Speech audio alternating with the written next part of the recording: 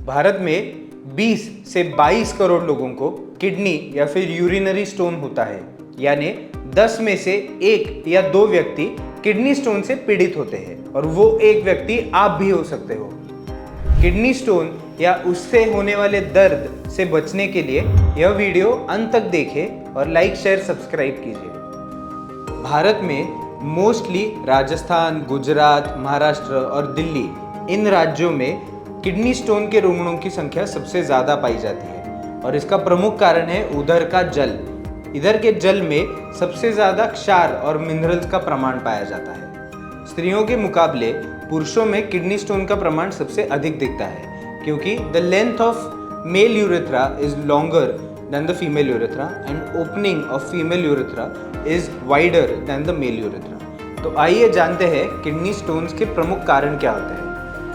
Kidney stones होने के कारण होते हैं जैसे बहुत कम मात्रा में पानी का सेवन करना, शुगरी या तो फिर फैटी पदार्थों का बहुत मात्रा में सेवन करना, एनिमल प्रोटीन या फिर प्रोटीन सप्लीमेंट्स बहुत ज़्यादा खाना, या फिर बीमारियां जैसे यूटीआई हो गया, गाउट हो गया, हाइपर पैराथायरॉयडिज्म हो गया, या फिर कुछ दवाइयाँ जिनका बहुत मात्रा में सेवन करने से किडनी स्टोन होता है जैसे एंटासिड्स हो गई या फिर एंटी हाइपरटेंसिव मेडिसिन हो गई, या फिर कुछ सप्लीमेंट्स जैसे कैल्शियम सप्लीमेंट या विटामिन डी के सप्लीमेंट, इनका बहुत ज़्यादा मात्रा में सेवन किया तो फिर किडनी स्टोन या जिसे मूत्राशमरी कहते हैं वो हो सकते हैं।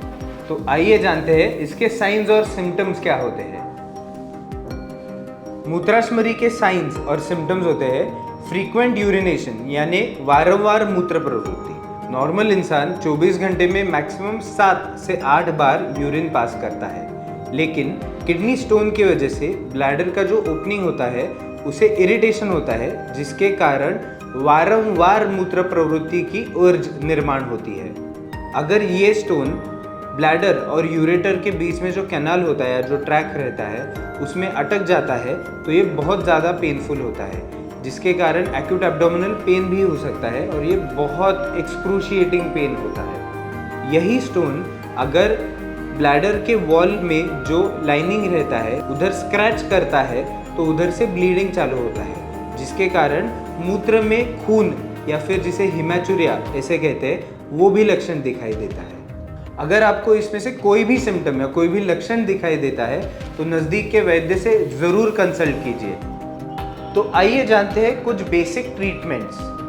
अगर आपको बहुत ज़्यादा पेन है या फिर एक्यूट पेन है तो इसमें मूत्रकुक्षहर बस्ती इसका प्रयोग करें, या फिर दीप यंत्र ये जो प्रेशर टेक्निक है इसका प्रयोग करें, या फिर सरसब तेल हो गया, हिंगवादी तेल हो गया, इनसे नाभि पूरण करें जिसके वजह से अपान वायु जो होता है उसकी अनुलोम गति हो जाएगी जिसके कारण पेन में या फिर शूल में बहुत अच्छे से राहत मिल जाएगी। पेन कम होने के बाद हम पथरी फोड़ने पे फोकस करते हैं। पथरी क्रश करने के लिए हम पुनर्नवा, पाषाण भेद, गोक्षूर, एरंडमूल, चित्रक, हींग इत्यादि वनस्पतियों से बने हुए काढ़े या फिर गोक्षुरादि गुगुल, पुनर्नवा गुगुल, चंद्रप्रभा बटी इन जैसे कल्पों का इस्तेमाल कर सकते हैं। पथरी गिरने के बाद बहुत सारे लोगों में रीअकरेंस भी होता है जिसके लिए डाइटरी चेंजेस और रूटीन में चेंजेस लाना बहुत इंपॉर्टेंट है।